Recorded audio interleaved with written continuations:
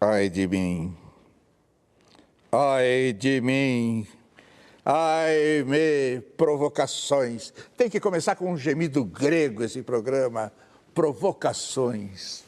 Há 12 anos caminhando no incerto, idolatrando a dúvida. Agora, 13 anos. Este programa pode não ser uma janela aberta para o mundo, mas certamente é um periscópio sobre o oceano do social, provocações. Hoje, o nosso convidado, para vocês vai ser maravilhoso, a juventude tem que ouvi-lo. É uma figura nacional, sem o hábito de aparecer na mídia com a facilidade com que outras figuras menos nacionais aparecem. É muito difícil encontrá-lo nas páginas dos jornais, revistas e nos programas de televisão e de rádio que abundam neste país. Mas não é porque ele não tem o que dizer, não. Ele tem muito o que dizer, provavelmente tem muito a dizer, ao contrário de todos esses que falam. Para uns, ele é um líder dos pobres. Para outros, um adversário temido. Para outros ainda, um terrível inimigo. Quem é ele? O membro da coordenação do Movimento dos Trabalhadores Sem Terra, MST. Ele é João Pedro Stedley. João Pedro Stedley. Quem te considera apenas adversário e quem te considera um inimigo terrível? Bem, eu acho que quem me considera adversário são aquelas forças partidárias que estão insertas num contexto da social-democracia, os tucanos, o DEM, esse tipo de gente. E quem nos considera inimigos são os grandes capitalistas do agronegócio, as empresas transnacionais que estão envenenando a agricultura brasileira e os grandes latifundiários desse país que se apoderaram da terra como um recurso natural e pedem que o povo brasileiro use esse recurso natural em proveito de todos e para poder trabalhar, criar sua família e viver dignamente. O que faz o MST? O MST é um movimento social que procura organizar os pobres do campo para que eles lutem por um direito que está na Constituição. O direito que os pobres têm de trabalhar na terra. Como a terra é um bem da natureza, não é fruto do trabalho, e, portanto, ninguém pode dizer, essa fui eu que fiz e é minha. A terra, todos temos direito, e está lá na Constituição. E está até na Bíblia, e está em todas as correntes filosóficas.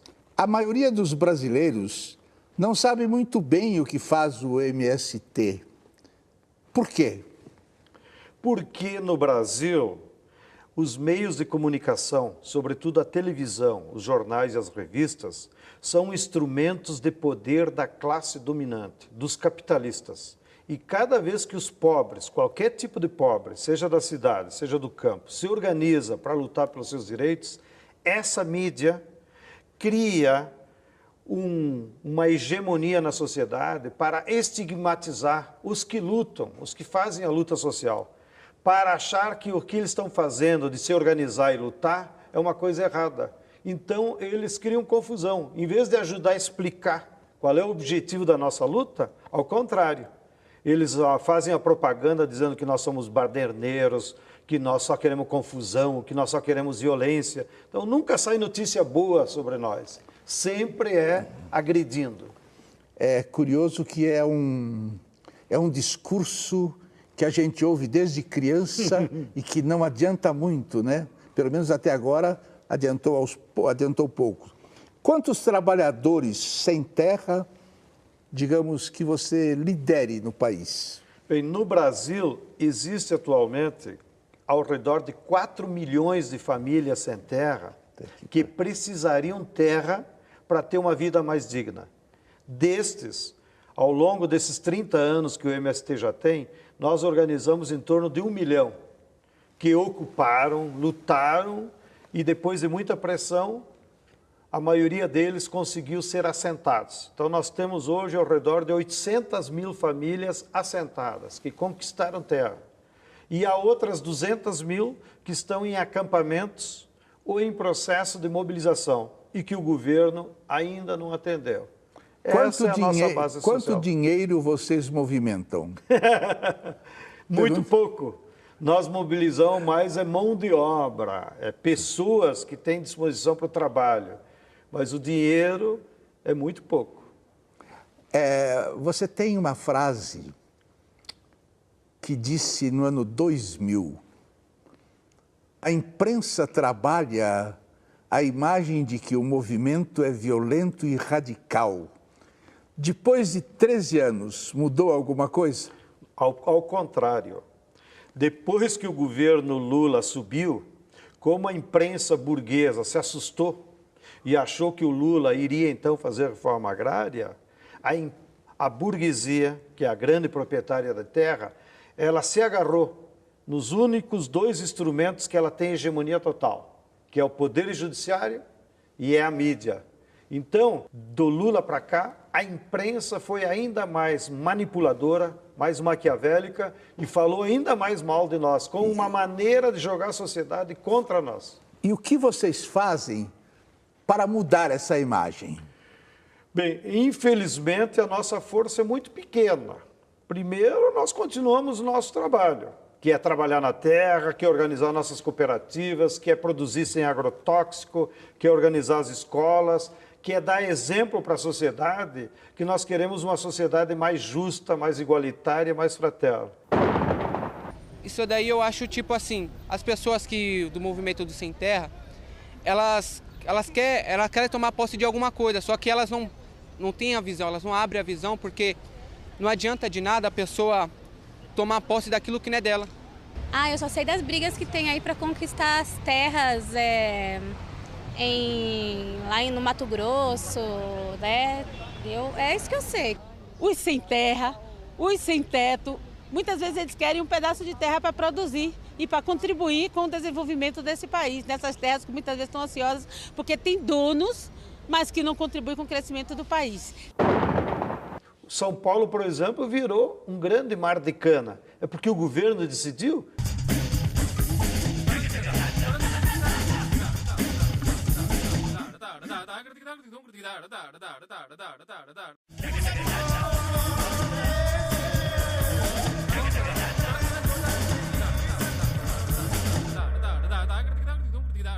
Você disse uma frase que é a seguinte: a política agrícola do país inviabiliza o pequeno agricultor. Explique isso. Infelizmente, há uma lógica de acumulação do capital na agricultura que só favorece a grande escala e a produção para exportação. Hoje, 85% de todas as terras do Brasil são utilizadas apenas para soja, milho, cana e pecuária. Isso é um absurdo, é vergonhoso. O que nós defendemos?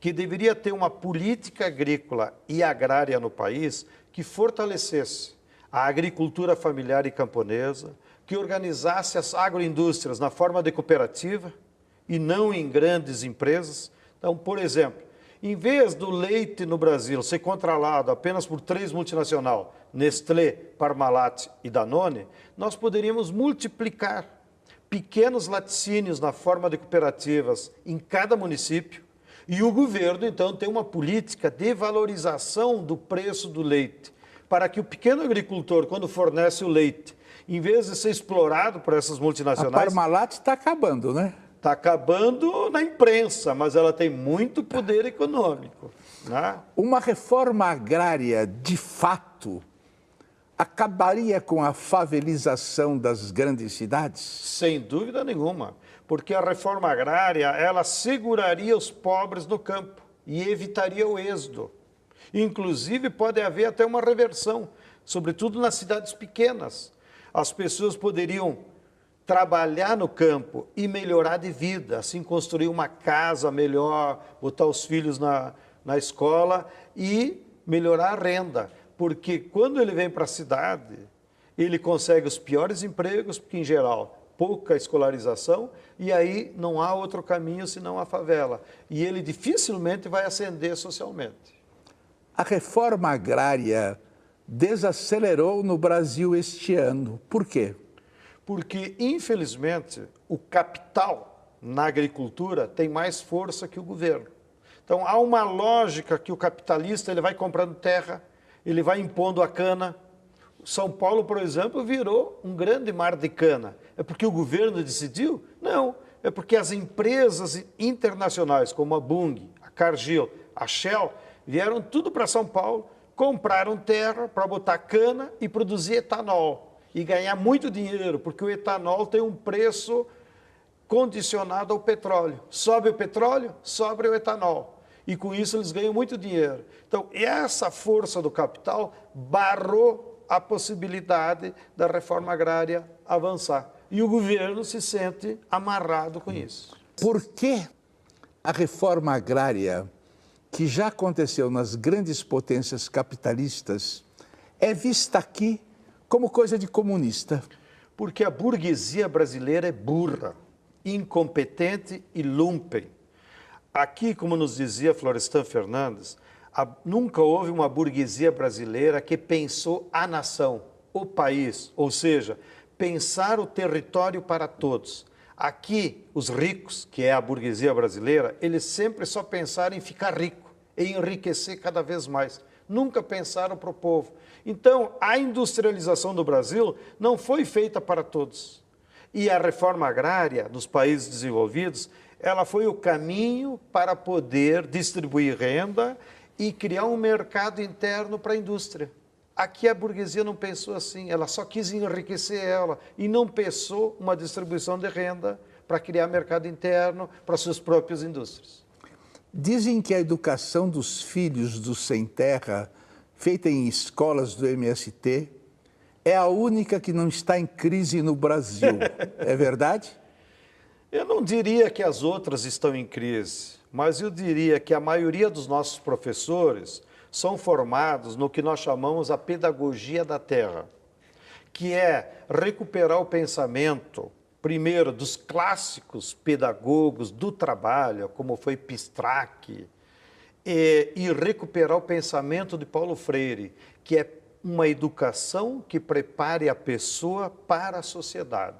E é esses fundamentos filosóficos que nós procuramos preparar os nossos professores de ensino fundamental, para que quando ele for dar aula lá na escola rural do assentamento, ele não seja um papagaio que vai repassar conhecimentos, mas que ele dialogue com os educandos e prepare essas crianças e adolescentes para a vida, para o trabalho e para as contradições da sociedade. Você acha que você é um pouco romântico ou muito romântico? Não, eu acho que talvez a forma da gente defender as ideias apaixonadamente leva a que muitas pessoas achem que nós somos idealistas, naquele sentido filosófico de um idealismo descolado da realidade. Mas nós procuramos, não só pessoalmente, como nas escolas políticas do movimento, ter uma formação realista, de usar a ciência para compreender a realidade e lutar pelos nossos ideais. Fica sabendo que romântico tem que se fuder, hein? Tá.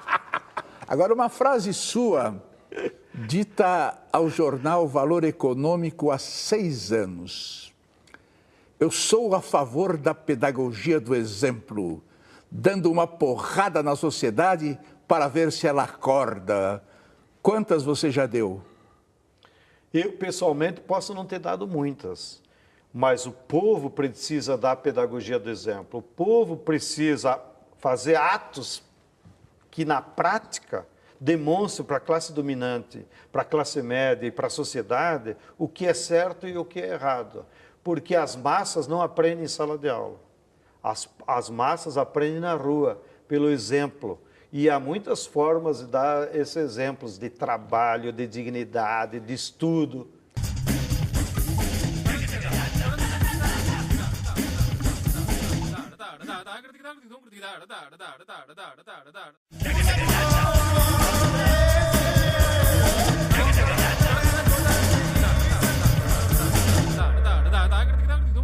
Temos de debater um novo projeto para o Brasil. Frase sua. Por onde começar?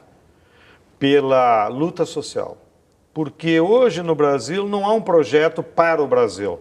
Nós temos de um lado o neoliberalismo, que os tucanos defendem, e nós temos de outro lado o neodesenvolvimentismo, que é melhor que o neoliberalismo, que é a plataforma que uniu várias classes em torno do governo Lula e do governo Dilma, mas ele não se constitui num projeto que faça mudanças estruturais. Então, quando a gente fala em um projeto para o Brasil, é um projeto que mude as estruturas injustas, como a concentração da propriedade da terra, como a concentração da riqueza, como a concentração dos meios de comunicação. E, para isso, é preciso que as pessoas se conscientizem, se mobilizem e lutem. Olha, eu não vou perguntar para você como é que vai a cultura e a educação no Brasil, porque nós sabemos que a tragédia é total, não adianta achar que está melhorando, que não é verdade. Você já pensou em se candidatar a algum cargo político? Graças a Deus não é a minha vocação. Mas que pausa que você deu, parece Chekhov. Eu não desprezo as pessoas, até porque eu tenho um irmão que foi prefeito lá na minha cidade e hoje é deputado federal. Então, eu seria o primeiro a desaconselhar a ele. Mas há pessoas que têm vocação para disputar eleições e cargos públicos. Eu acho que tenho uma vocação mais para movimento social, para organizar a luta social modestamente e para ajudar os pobres a que lute. Não é achismo. O achismo é um horror. Você não acha? Você tem certeza dessas coisas? O Lula poderia ter feito mais para a reforma agrária ou não? Claro que podia ter feito mais, mas infelizmente eu acho que ele se elegeu na época errada. O Lula, que era um dos nossos sonhos, era aquele que tinha que ser eleito em 89.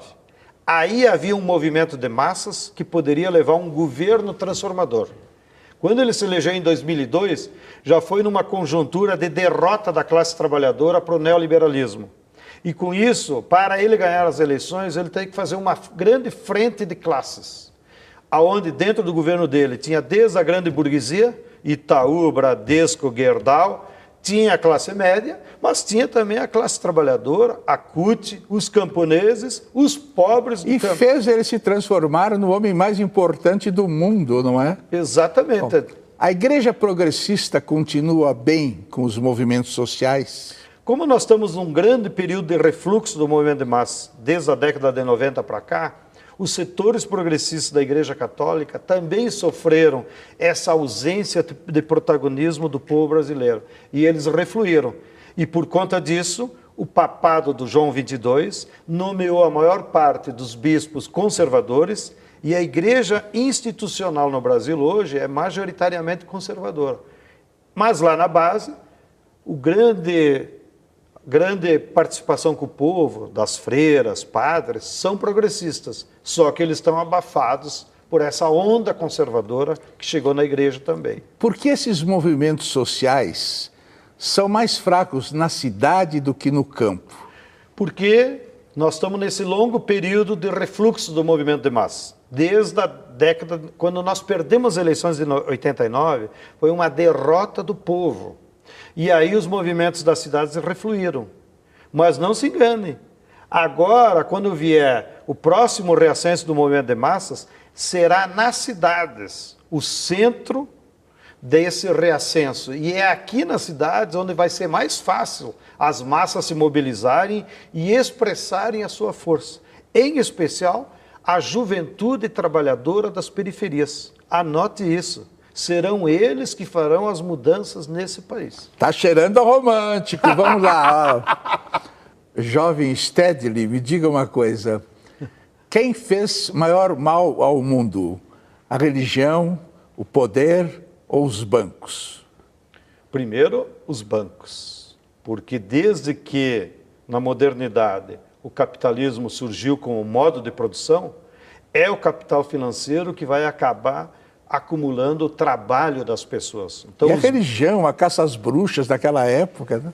Aquilo lá faz parte de desvios da humanidade, mas quem, desde o século XIII, vem se apropriando do trabalho da humanidade é os bancos. Se você passar na frente de um banco, guspa, porque aí é o túmulo. Eu estou devendo para tantos que...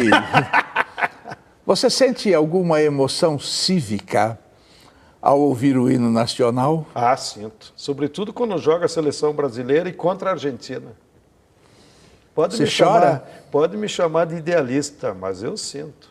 Assim como sinto quando toca a Internacional, que infelizmente a esquerda brasileira está esquecendo, mas nós valorizamos. Você chora diante da beleza?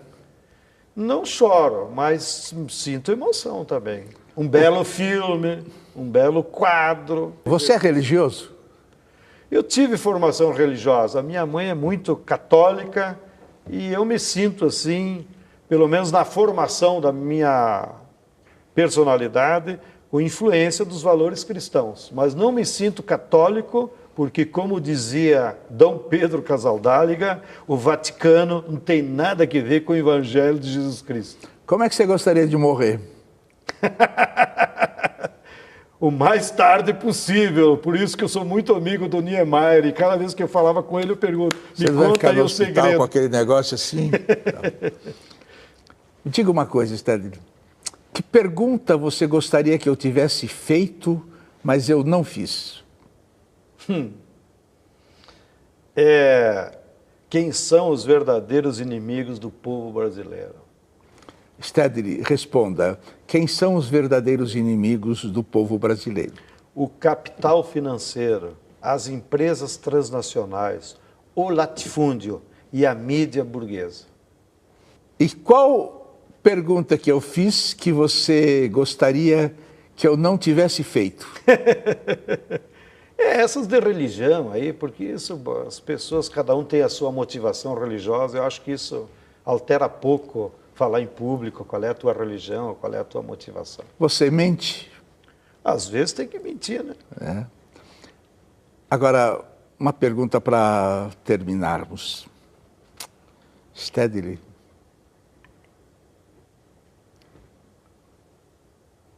o que é a vida? A vida é uma coisa maravilhosa, porque é ela que nos permite compartilhar com outros seres vivos e gozar isso que se chama de felicidade. Não consigo imaginar um ser vivo sem ser em coletivo e sendo feliz sozinho. Então a vida é o que de mais precioso se pode ter nesse planeta. Então, a última pergunta é esta, Stedley. O que é a vida? A vida é um estado pleno de felicidade. Dá aqui um abraço ao romanticão. A única coisa falsa desse programa é o abraço.